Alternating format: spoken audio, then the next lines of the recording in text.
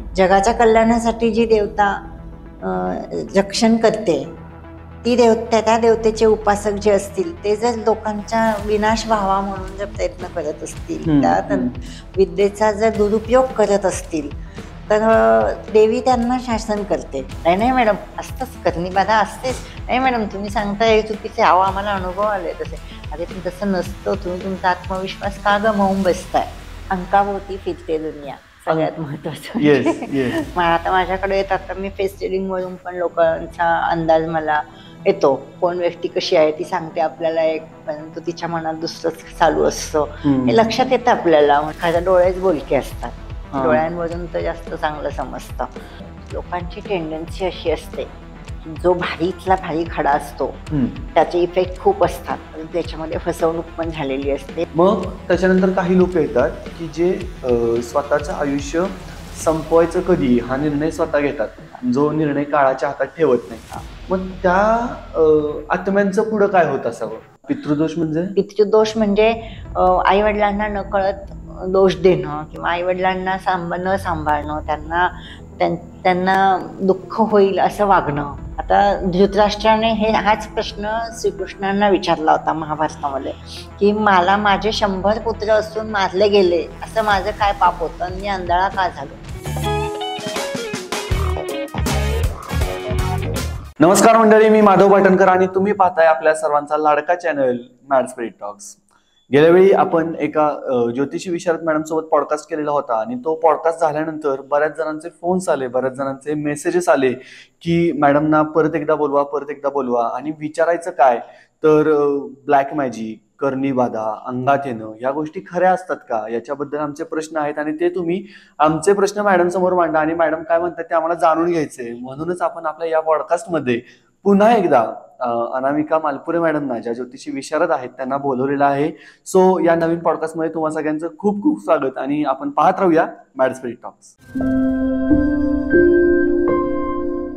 तर पाठीमागचा पॉडकास्टून आता 1-1.5 महिना होऊन गेला आणि त्याच्यानंतर माझ्याकडून पर्सनली बऱ्याच जणांनी तुमचा नंबर घेतला की आम्हाला मालपुरे मॅडमशी बोलायचंय म्हणून. तुम्हाला आलेला रिस्पॉन्स कसा होता त्या पॉडकास्टमध्ये? मला आलेला रिस्पॉन्स खूप छान होता. आणि लोकांनी मला स्वतःहून पर्सनली फोन केले, काही जण मला भेटायला पण आले आणि हो, खूप छान रिस्पॉन्स आलाय. लोक भेटायला कशासाठी आलेले होते? भेटायला आलेले म्हणजे पत्रिका वगैरे घेऊन आलेले आहेत. आणि त्याच्यानंतर त्यांनी व्हॉट्सअपला पण पत्रिका, म्हणजे लांबचे असतील त्यांनी व्हॉट्सअपला पत्रिका वगैरे पाठवल्या मला, त्याच्यावरून त्यांच्या प्रश्नांचे त्यांना सोल्युशन जाणून घ्यायचं होतं.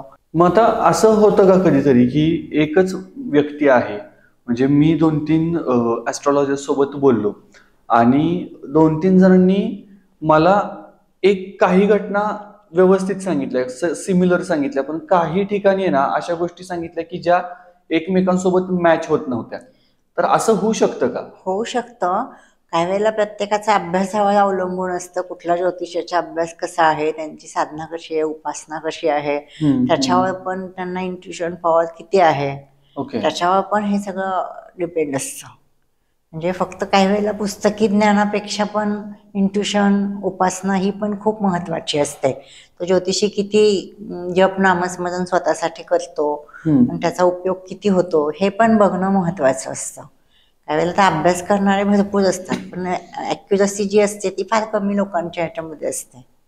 पण मग याचा अभ्यास करायचा कसा? म्हणजे आता समजा मला असं वाटत असेल की अरे हे भारी फील्ड आहे, आपण सुद्धा ज्योतिषी होऊयात किंवा लोकांचं भविष्य सांगायला लावूयात, तर याचा कुठला अभ्यासक्रम असतो? अभ्यासक्रम असतो, त्याची कुंडलीची भाषा वगैरे अशी पुस्तकं असतात, मोठे मोठे मदाभट यांची पुस्तकं असतात, ते तुम्ही वाचू शकतात. त्याचे कोर्सेस असतात, ते कोर्सेस पण तुम्ही करू शकतात.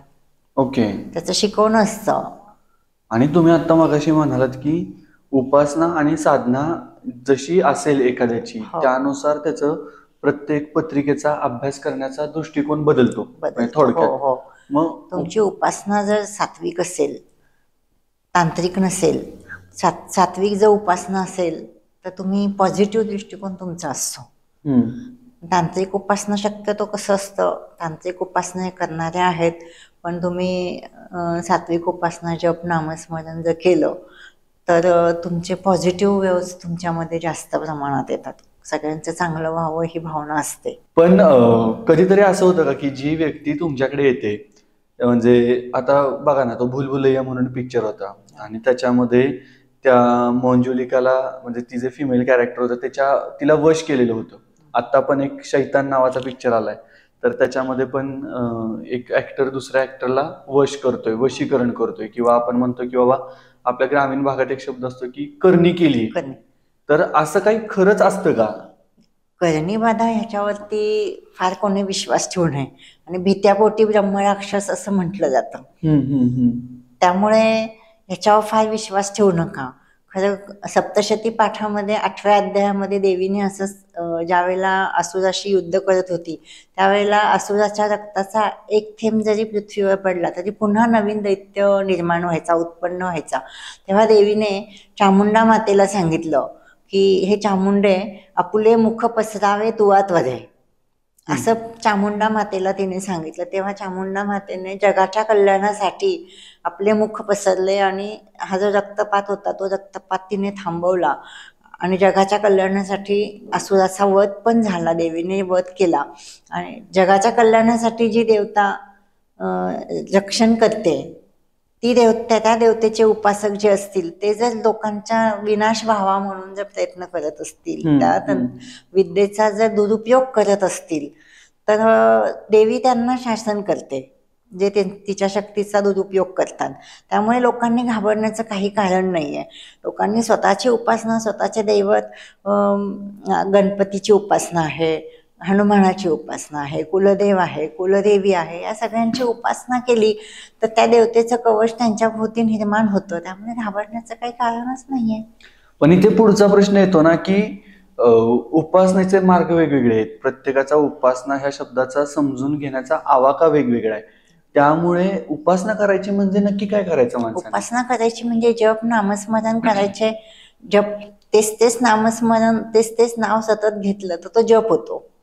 आणि तो जप जसा जसा शरीरात होतो तसं आपली जी शक्ती असते ती शक्ती जागृत होत असते. आता मूलाधार चक्र असतं आपल्या, तर मूलाधार चक्राची देवता गणपती आहे, कुलदेव कुलदेवी आहे. तर तुम्ही जर त्याची उपासना केली तर ती देवता तुमचं रक्षण करतेच की.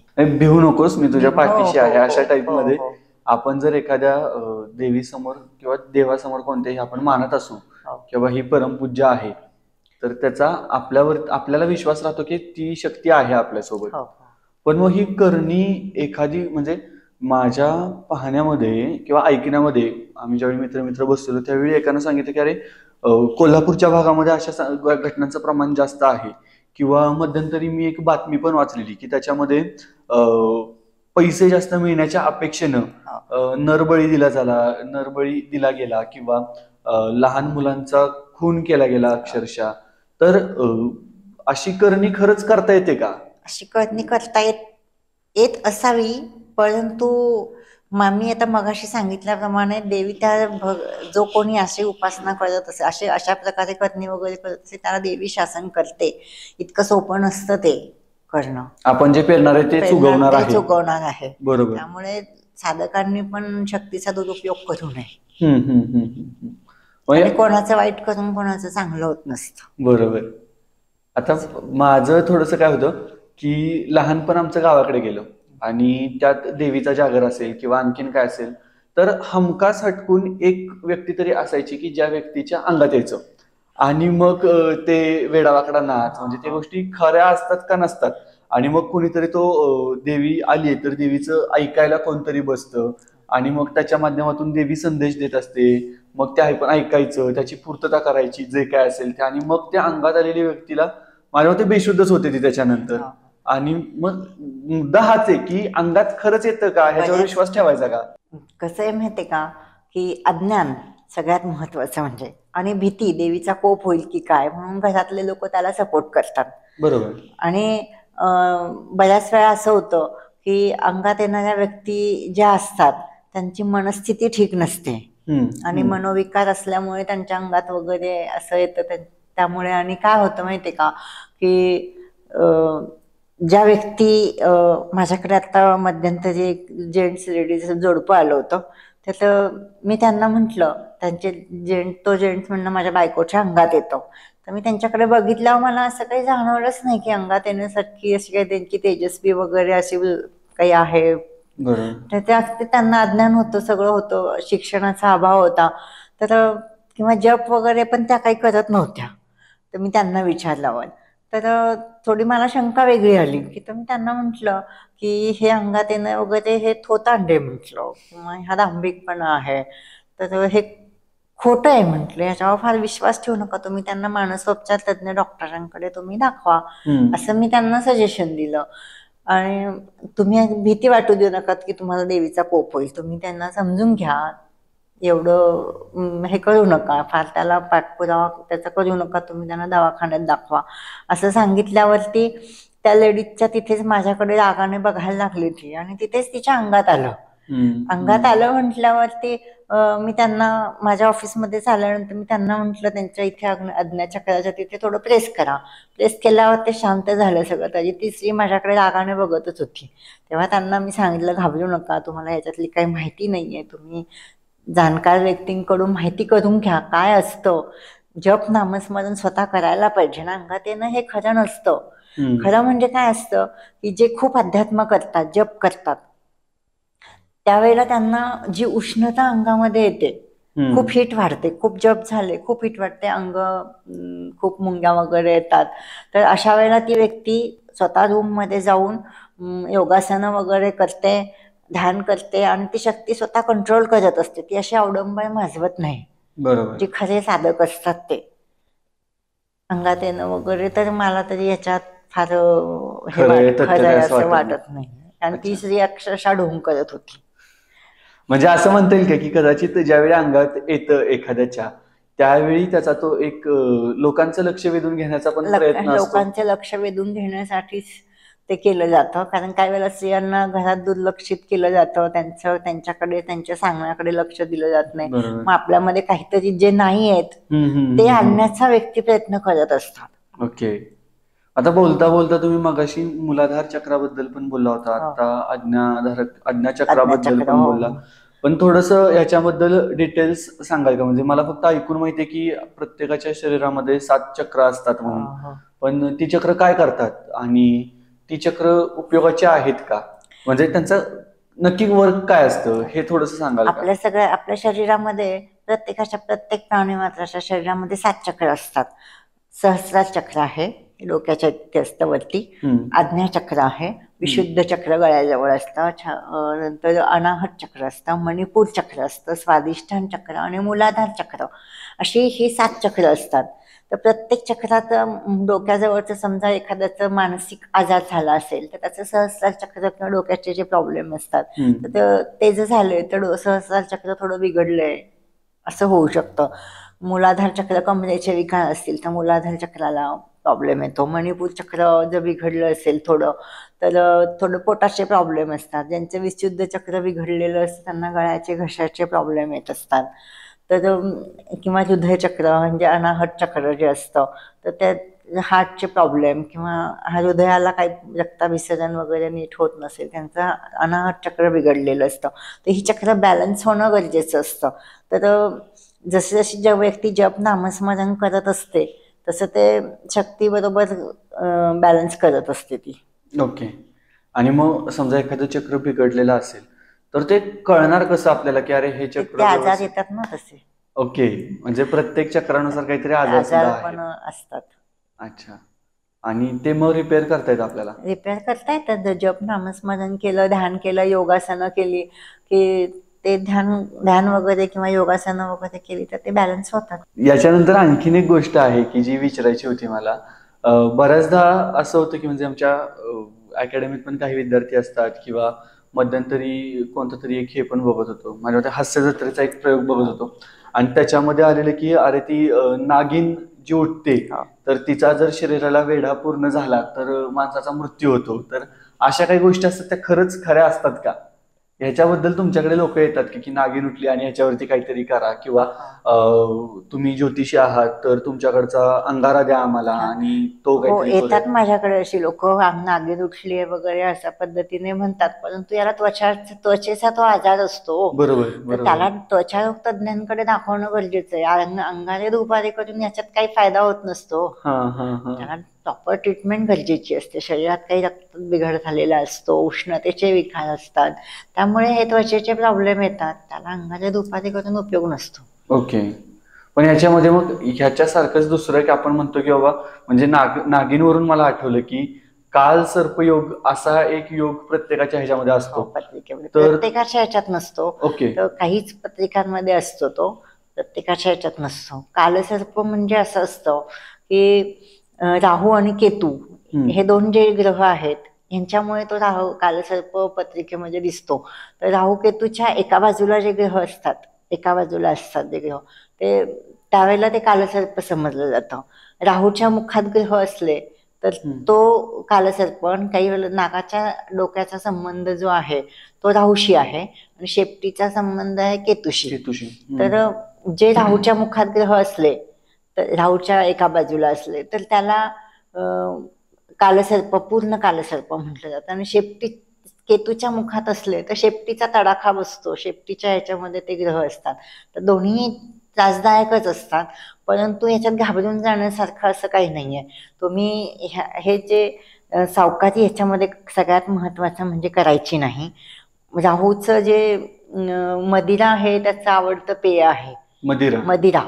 ते बऱ्याच जणांचं आवडीचं पेय असतं. नशापान करायचं नाही, कारण राहूला मग ते आवडतं. मग अशा व्यक्ती राहूला आवडतात, मग त्या व्यक्ती विळख्यातनं सुटतच नाही, मग त्यांना प्रॉब्लेम येतात. त्यामुळे नशापान करायचं नाही.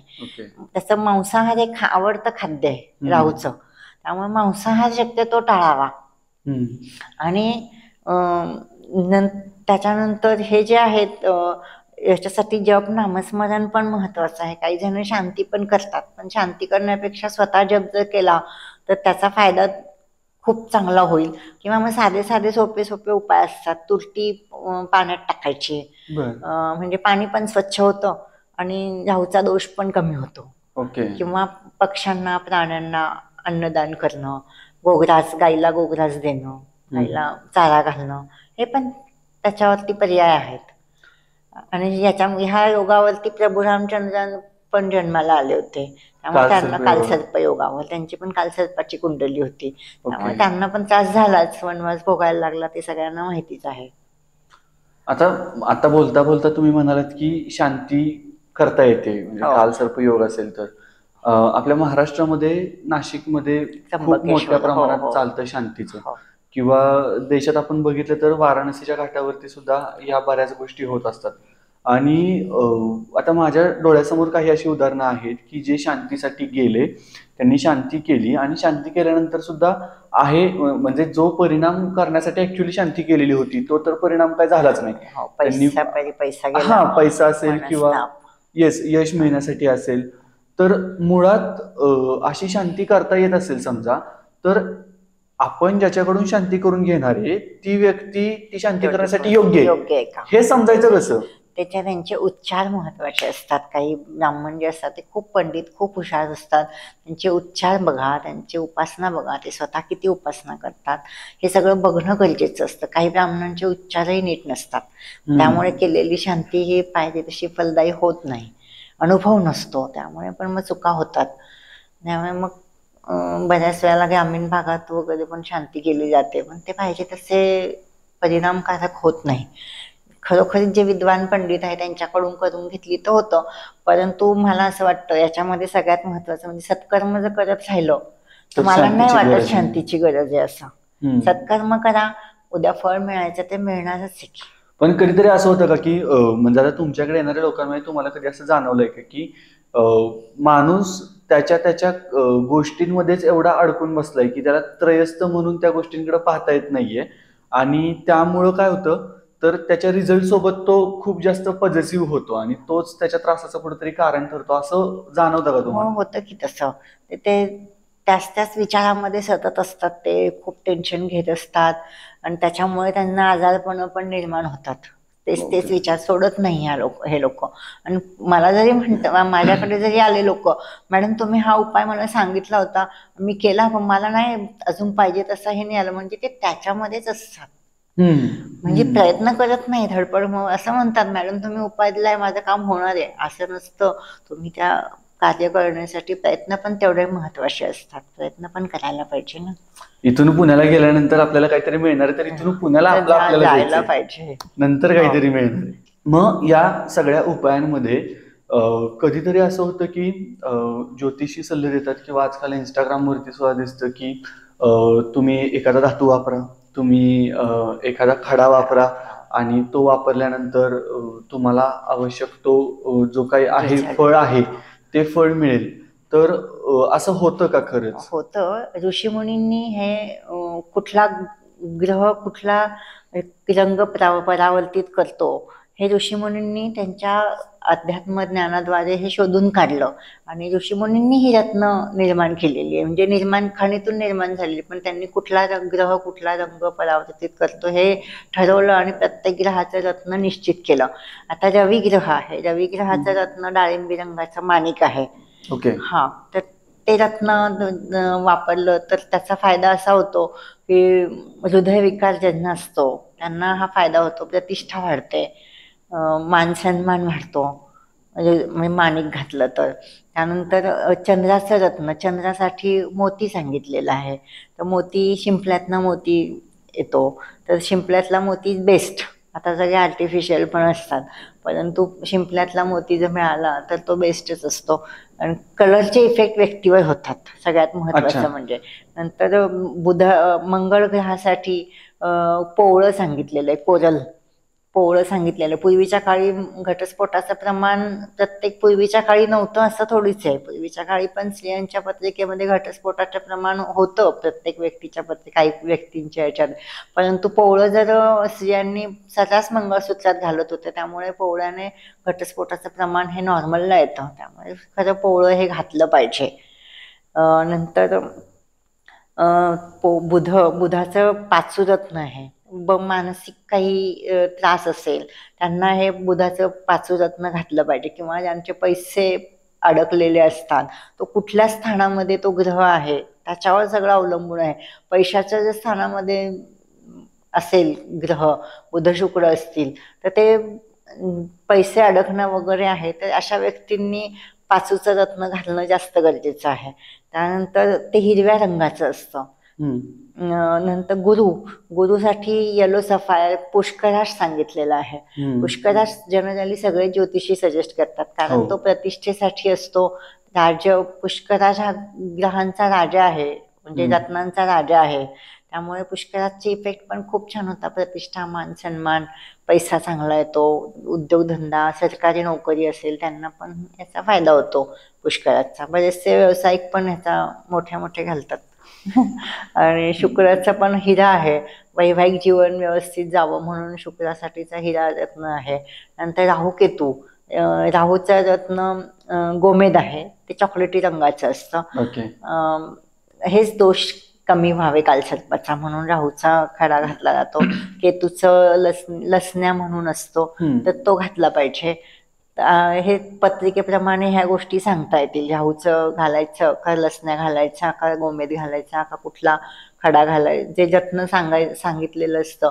तर ते कुठल्या ग्रहाचं, तुमच्या पत्रिकेत कुठला ग्रह अशुभ आहे, तुम्हाला कुठल्या रत्नाची आवश्यकता आहे हे प्रॉपर सांगणं गरजेचं आहे. परंतु बऱ्याच वेळेला जे गरीब लोक असतात त्यांना रत्न घेणं परवडत नाही, तर अशांनी कलरचे इफेक्ट व्यक्तीवर होतात. हा विचार करून त्या कलरचं वस्त्र जरी घातलं किंवा त्या कलरचा रुमाल जरी जवळ ठेवला तरी पण त्यांची कामं ही मार्गी लागतात. आपण म्हणतो ना, एखादं काम महत्वाचं आहे, मी हा ड्रेस घातला, हा शर्ट घातला, माझं काम होणार. म्हणजे ते कलरने व्यक्ती त्या कलरचा शर्ट घातला की ती व्यक्ती उठून दिसते, किंवा तिला ते प्रत्येक कलरचं एक काहीतरी वैशिष्ट्य असतं, तर ते त्या व्यक्तीसाठी ते उपयुक्त ठरतं. आणि मग याच्यामध्ये समजा एखादा खडा एवढाच असेल, एखादा खडा काही वेळा कॅरेटवर असतं, छोटा असेल तर जनरली बोटांची साईज जशी असते त्यावरती ते बोट लहान मोठी त्याच्यावरती सगळं अवलंबून असतं. जनरली 3-3.5 कॅरेटचा जो असतो, 2.5-3 कॅरेटच्या पुढचेच खडे घालायचे. किंवा काही काही 8-8 जातीचे पण घालतात, पण मग त्यांची प्राईस वाढत जाते, पण ते सगळ्यांनाच परवडत नाही. त्यामुळे त्यांनी प्रत्येकाने आपल्याला झेपेल एवढंच खर्च करा, खूप पण आहारी याच्या जाऊ नका. कलरचे इफेक्ट होतात, कलरच्या ह्याच्यामध्ये कलरचे इफेक्ट होतात, पण त्यासाठी आधी आपल्याला इंजिन चालू करावं लागतं. आपलं इंजिन बंद हो. आणि नुसतंच पेट्रोल घातलं तर हो, काय गाडी पुढे जाणार नाही. बरोबर. आता ह्या खड्यांबद्दल बोलत असताना पुष्कराज बद्दल बऱ्याचदा ऐकायला येतं की पुष्कराज म्हणजे माझी एक मैत्रीण होती आणि तिने पुष्कराज घातलेला होता. 80-90 हजार रुपये घेऊन तिनं तो पुष्कराज घेतलेला होता आणि मला म्हणाली की अरे तुझ्या ओळखीचं कोण आहे का, म्हणजे तिनं तो पुण्यातून घेतलेला. तर म्हणलं कशासाठी, तर म्हणे मला हा आता बदलायचा आहे आणि दुसरा घ्यायचा आहे. तर म्हणलं का, तर म्हणे नाही ते असतं काहीतरी. तर माझा त्या दृष्टीनेच एक पहिला प्रश्न आहे की हे जे खडे आपण घालतो तर या खड्यांना सुद्धा व्हॅलिडिटी काय असते का? 3 वर्ष, 3 ते 3.5 वर्ष, 4 वर्ष तेवढा खडा फक्त तुम्हाला उपयोग देतो. कारण त्याच्यामध्ये जे काही प्रकाश किरणांची जी कंपन क्षमता असते किंवा व्हायब्रेशन्स असतात, ग्रहांचे जे रेज आपल्या ह्याच्यात जातात, तर आपल्यातनं दोष शोषून घेतो. ओके. आपल्या शरीरातले दोष शोषून घेतो, त्यामुळे त्याला क्रॅक जातात किंवा काहींना स्पॉट येतात, रत्नांना पण येतात स्पॉट वगैरे. हो.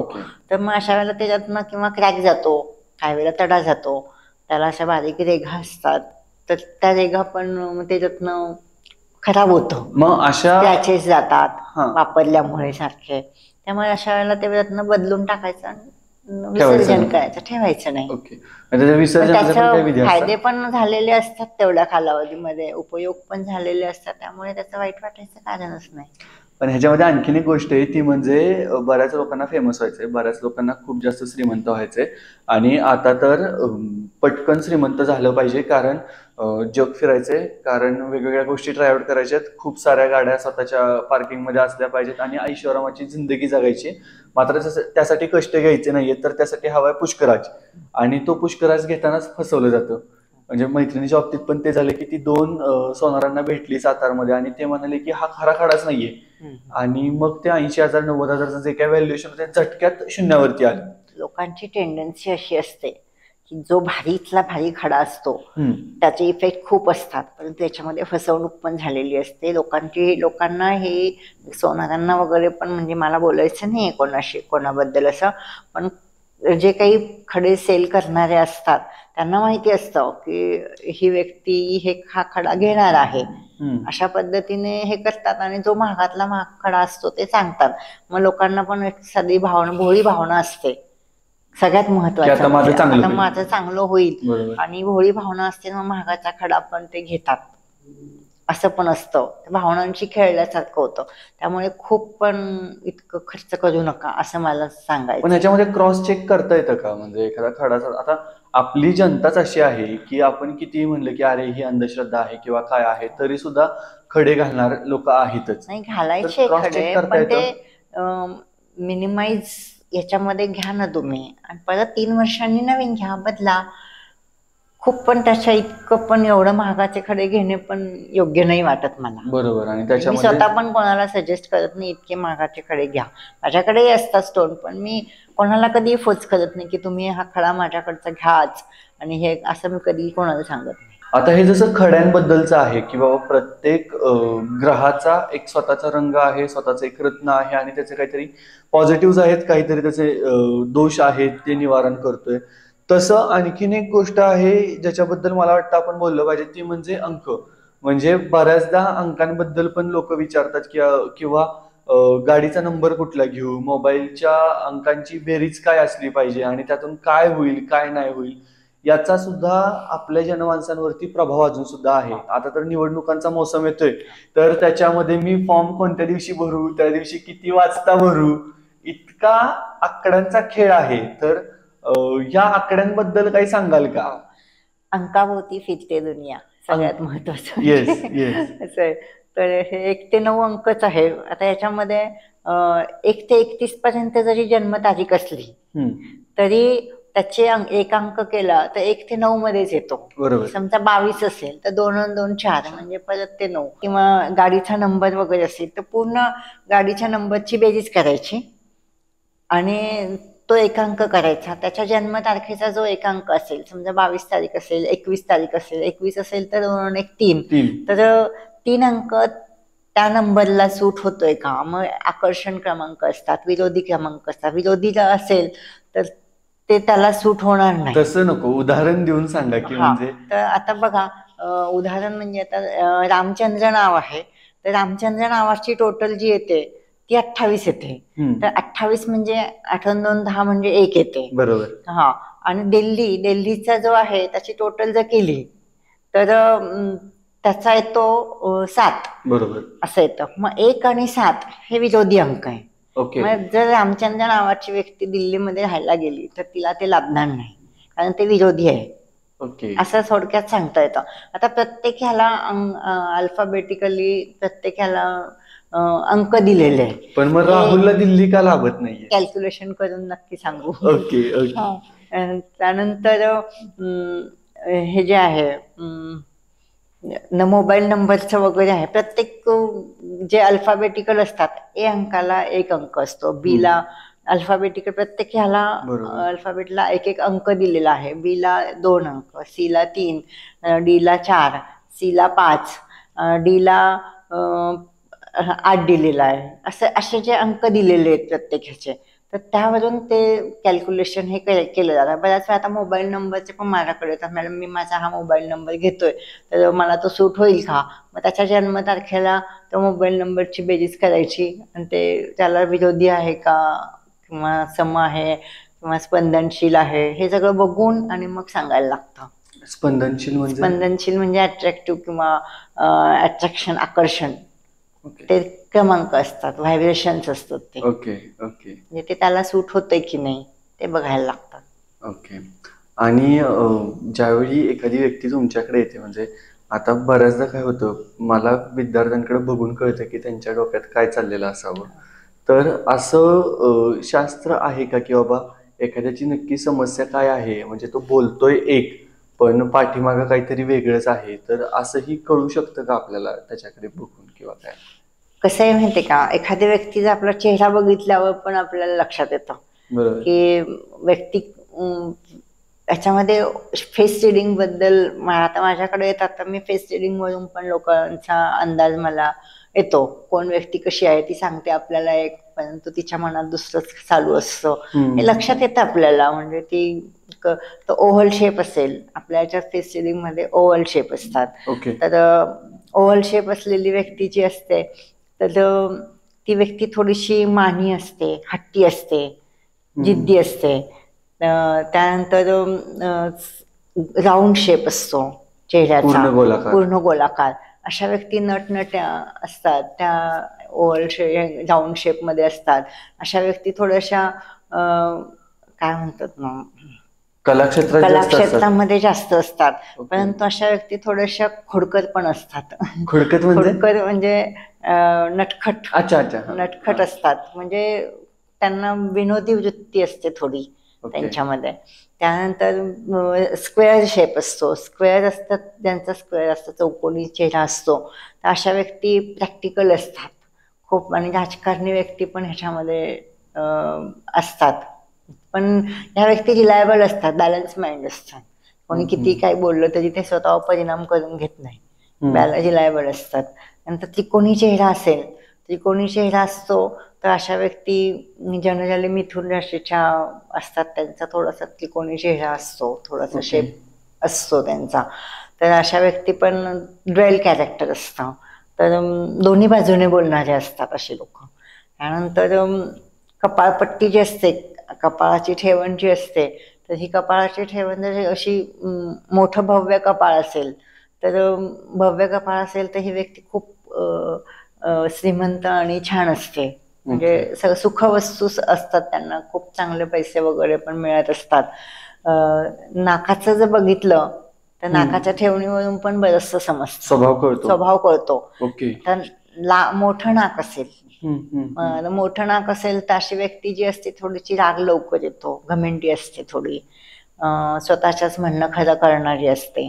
त्यानंतर लांब नाक असतं, टोकदार नाक असतं. तर अशा व्यक्ती स्वावलंबी असतात, स्वतःच्या मताशी ठाम असतात, कोणाचं ऐकत नाही, आणि थोडासा इगो ह्या लोकांना जास्त असतो. त्यानंतर पोपटासारखं नाक असतं, तर पोपटासारखं नाक ज्यांचं आहे त्या व्यक्ती खूप समजूतदार असतात, गोड बोलतात. सगळ्यात महत्वाचं म्हणजे. आणि आपलं नाक छोटंसं नाक असतं, आखूड नाक असतं. अशा व्यक्ती या जॉली असतात. खूप त्यांना थोडं न्यूनगंड असतो, परंतु त्यांना ते नाक सूट पण होतं, छान पण दिसतं.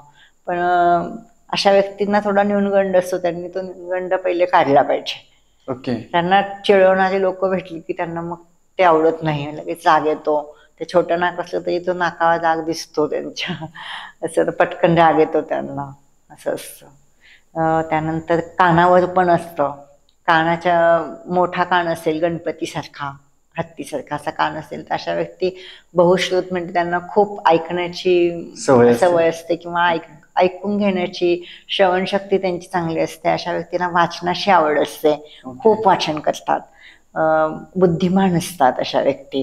त्यानंतर अशा पण काही व्यक्ती आहेत की ज्यांचे कान हे चिकटलेले असतात, कानाच्या पाळ्या चिकटलेल्या असतात. तर अशा व्यक्ती ज्या असतात ह्या क्लिअर माइंड असतात, ओपन माइंड असतात. तर त्यांचं हार्ट जे असतं ना ते क्लिअर हार्ट असतं, ते मनात काही ठेवत नाही, जे असेल ते स्पष्ट बोलून ते हे होतात. आणि पण अशा व्यक्ती थोड्या परावलंबी असतात, त्यांना दुसऱ्यांवर अवलंबून राहतात, किंवा हे माझे ह्याने केलं मला मदत तर मी पुढे जाईल, किंवा हा आला मला सोडायला तर मी माझं काम होईल, अशा पद्धतीचं थोडंसं परावलंबी असतात. आणि ज्यांचे कानाच्या पाळ्या ह्या जे असतात, कान चिकटलेले नसतात, तर अशा व्यक्ती ज्या असतात त्या स्वावलंबी असतात आणि स्वतःच मताची ठाम असतात, पण हलक्या कानाच्या असतात थोड्या. कोणी काही सांगितलेलं असेल तर लगेच त्याच्यावर विश्वास ठेवतात, असं असतं. त्यानंतर डोळ्यांचं, घारे डोळ्यांवरून पण कळतं. डोळे काळे, निळे, घारे असे 3 प्रकार आहेत. तर काळे डोळे असतात ते जनरली सगळ्यांचेच असतात, बऱ्याच जणांचे काळे डोळ्याचे हे आहे. त्यानंतर आपण म्हणतो ना नजरेत आपण भाव बघतो, नजरेवरून कळतो कोण कसं आहे. खरं डोळेच बोलके असतात, डोळ्यांवरून तर जास्त चांगलं समजतं कोणाची नजर कशी आहे, किती सात्विकता आहे, किती त्याच्यामध्ये किती निरागसता आहे, किती चांगुलपणा आहे. लबाड पण डोळ्यावरून कळतं. काही वेळेला जे घारे डोळे असतात तर अशा व्यक्ती पण छान असतात खरं, त्या पण थोडं चॅप्टर असतात, लबाड म्हणण्यापेक्षा चॅप्टर असतात. त्यांना असं पटकन कोणावर सहजासहजी विश्वास ठेवत नाही. निळे डोळे असतात त्या व्यक्ती सगळ्यात छान असतात. निळे डोळ्याच्या व्यक्ती निष्पाप निरागस असतात, असं असतं. नंतर डोक्यावरती केस कमी असले तर खलवाटू क्वचित निर्धन असतं. अगदी खलवाटू क्वचित निर्धन म्हणजे ज्यांच्या डोक्यावरचे केस कमी असतात त्याला खलवाट म्हणतात. म्हणजे खलवाटू म्हणजे ज्यांच्या डोक्यावरचे केस कमी असते त्याला खलवाटू असं म्हणतात. तर खलवाटू क्वचित निर्धन म्हणजे असे लोक क्वचित निर्धन असतात, म्हणजे अशा लोकांकडे भरपूर पैसा असतो, असं डोक्यावरचे केस कमी असले असं असतं. त्यानंतर दाताचं पण सांगितलं, दाताची ठेवण जे 2 दात पुढे असतील त्यांचा आवाज खूप सुंदर असतो. त्यानंतर त्यांच्या गळ्यावर किंवा गालावर तीळ असतो, तर अशा व्यक्तींना मिष्टान्न भोजनाची आवड असते. मिष्टान्न भोजन म्हणजे गोड भोजन, गोड स्वादिष्ट भोजन आवडतं अशांना. गळ्यावर तीळ असेल तर त्यांना दागदागिने वगैरे घालायला आवडतात, अशा व्यक्तींना ते मिळतात पण. हे असं फेस रिडिंगवर आम्ही सांगू शकतो.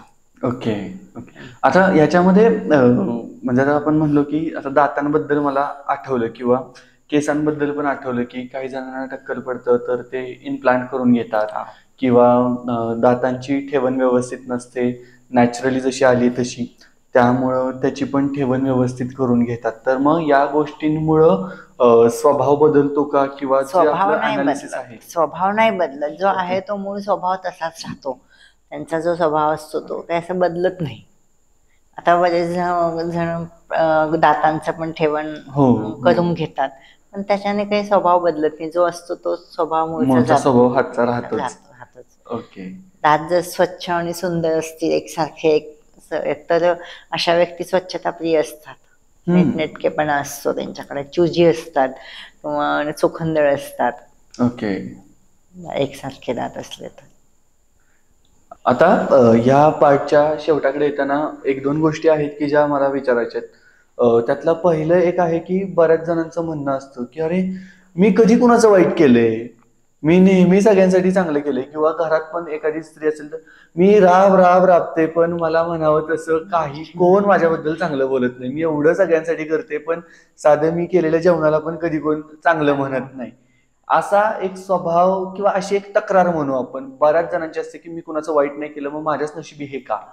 बरोबर आहे. हे त्याचं कारण असं आहे की प्रत्येक व्यक्ती कर्माप्रमाणे तिला फळ मिळत असतं. ज्या वेळेला काही व्यक्ती असं असं पण मला म्हणतात ना लोक, मॅडम जे वाईट वागतात त्यांना चांगलं हे होतं, आम्ही एवढं प्रामाणिक वागून असं का होतं.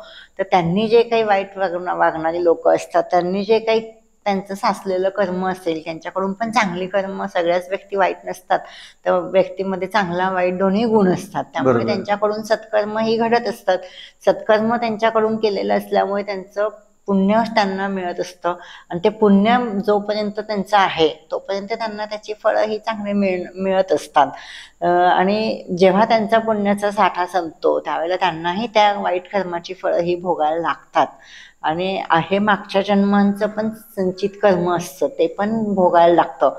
आता धृतराष्ट्राने हाच प्रश्न श्रीकृष्णांना विचारला होता महाभारतामध्ये की मला माझे 100 पुत्र असून मारले गेले, असं माझं काय पाप होतं आणि मी आंधळा का झालो.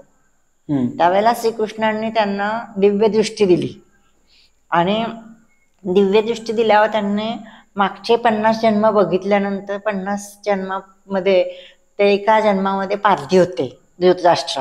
ओके. हा, तर त्यावेळेला त्यांनी एका वृक्षाला आग लावली. त्याच्यात किती पक्षी होरपळले, कित्येक आंधळे झाले आणि ते जे पाप होतं ते पाप त्यांचं फळलं. आणि त्यांना ते त्यांचे 100 पुत्र मारले गेले आणि ते स्वतः पण आंधळे म्हणून जन्माला आले. ओके.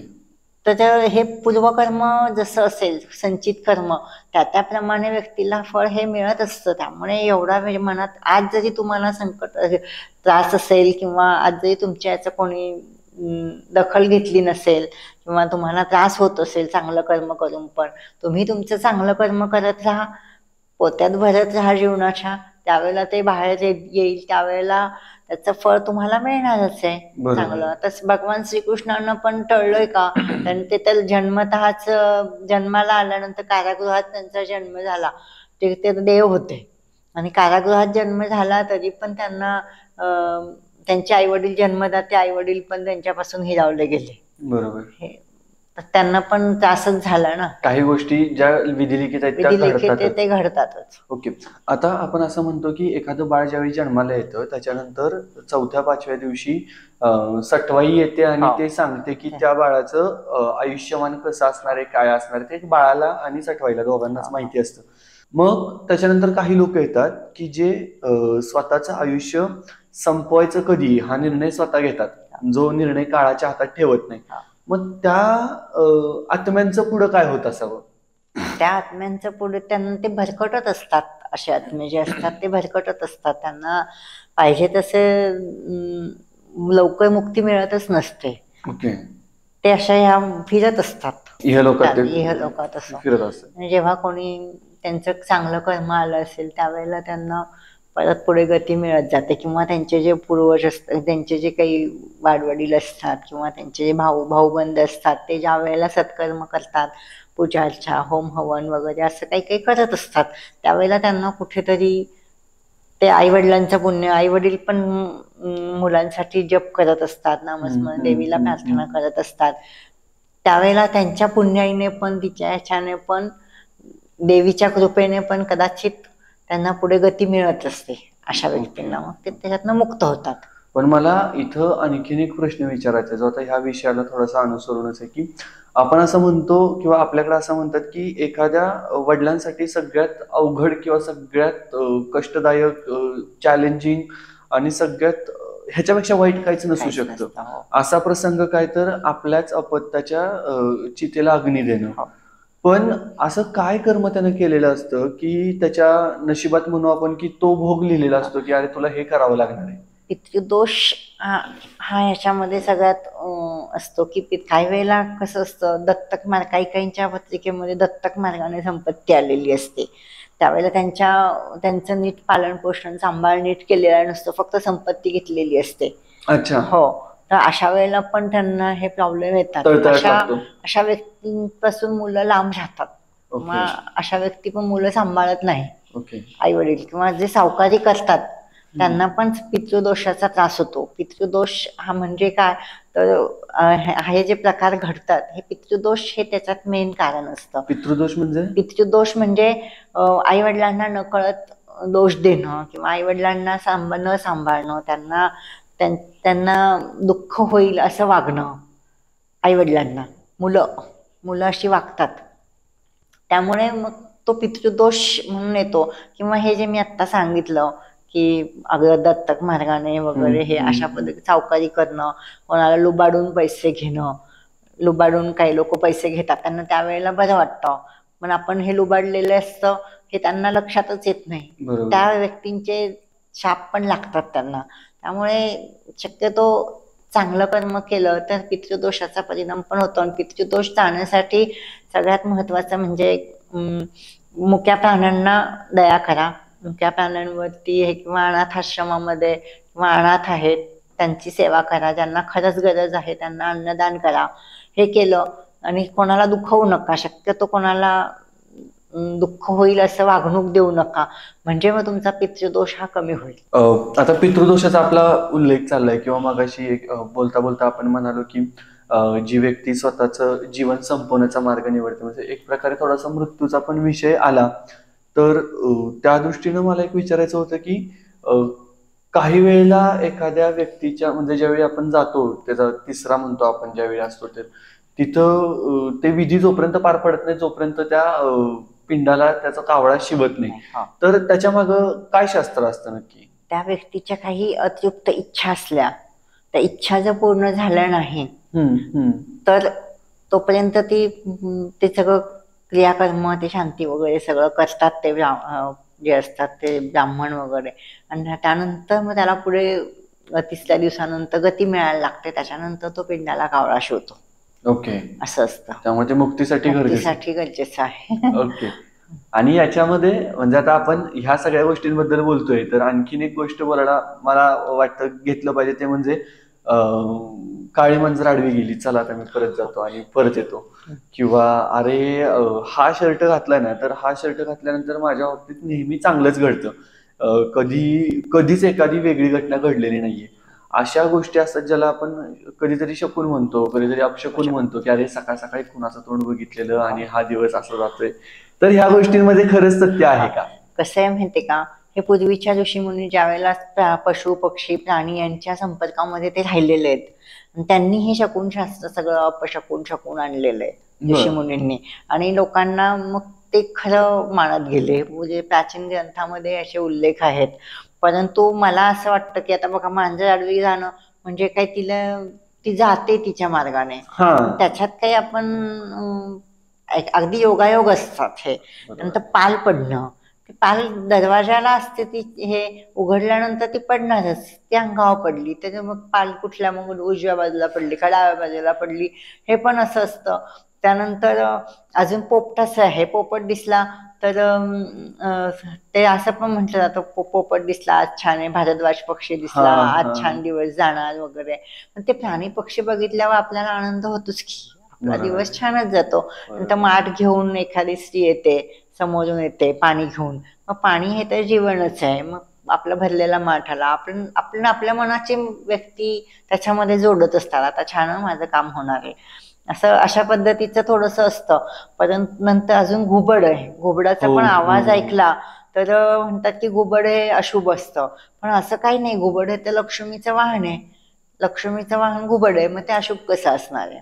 बरोबर. माझ्या मुलाने तर घुबड हातात घेतले, छोटं पिल्लू, असं काहीच नाहीये. घुबडाचं पिल्लू किंवा घुबड हे अशुभ असतं. नंतर ज्या घरामध्ये किंवा प्रेतयात्रा समोरून दिसली तर 15 दिवसामध्ये लाभ होतात वगैरे, असं. प्रेतयात्रा समोरून दिसली, असं येताना दिसली तर 15 दिवसामध्ये मोठा आर्थिक लाभ होतो, असं पण समजलं जातं. परंतु तसं काहीही नाहीये. आता ज्यांचे घर स्मशानाजवळच आहेत त्यांना तर रोजच दिसतात, बरोबर किंवा ज्यांचे पशु पक्षी प्राणी मांजर वगैरे सतत पाळलेले असतात त्यांच्या बाबतीमध्ये तर हे काही मानण्यात अर्थच नाही. क्वचित कधीतरी असं आलं तर मग मला तरी असं वाटतं हा योगायोग असतो. आणि तो त्यामुळे योगायोग आम्ही म्हणूनच स्वीकारायचा, योगायोग सोडून म्हणूनच द्यायचा. स्वीकारायचं आणि सोडून द्यायचं, आणि फार याच्या आहारी जायचं आणि आत्मविश्वास गमावून बसू नका. जे बरोबर शुभ असेल, चांगलं असेल तर ते मनात घ्यायचं आणि जिद्दीने प्रयत्न करायचे कामं पूर्ण करण्यासाठी. आणि जे अशुभ जरी आलं, समजा तुम्हाला वाटलं नाही मॅडमने चुकीचं सांगितलं आपल्याला, असतंच हे असं म्हणतात ना, मी जरी सांगितलेलं असलं, नाही नाही मॅडम असतंच, करणी बाधा असतेच, नाही मॅडम तुम्ही सांगताय हे चुकीचे, अहो आम्हाला अनुभव आले तसे. अरे पण तसं नसतं, तुम्ही तुमचा आत्मविश्वास का गमावून बसताय? बरोबर. आपण विश्वास ठेवला की अरे ही गोष्ट होणार आहे तर ती होणार आहे. होणारच आहे. बरोबर. त्यामुळे आपण कसा विचार करतो हे सरते शेवटी लक्षात ठेवणं फार गरजेचं आत्मविश्वास आहे. गमावून बसू नका, एवढंच मला सांगायचंय. बरोबर. पॉझिटिव्ह दृष्टिकोन ठेवा येस येस. आणि हसतमुख चेहरा सगळ्यात बेस्ट. जितकं तुम्ही हसतमुख राहाल, आनंदी राहाल, तेवढं बेस्टच असतं. क्या बात आहे. सो मॅडम, माझ्या मते इथेच पहिल्या पॉडकास्टमध्ये आपल्या थांबायची वेळ आलेली आहे. मॅडम सोबत आपण आणखीन गप्पा मारणार आहे, पण तत्पूर्वी मला तुम्हाला एक सांगायचं आहे, ते म्हणजे मॅडमचं एक पुस्तक सुद्धा आहे ज्याच्यामध्ये मॅडमनी अध्यात्म, त्याच्यानंतर भारतीय सण उत्सव आणि ज्योतिषशास्त्र याच्याबद्दल खूप छान लिखाण केलेलं आहे. तर तुम्हाला याच्याबद्दल माहिती घ्यायची असेल किंवा ते पुस्तक हवं असेल तर आपण डिस्क्रिप्शनमध्ये मॅडमचा नंबर देतोय, ज्याच्यावरती तुम्ही तुमच्या शंका असतील तर त्याही मॅडमना विचारू शकता. सो पहिल्या पॉडकास्टमध्ये आपण इथेच थांबूयात. थँक्यू.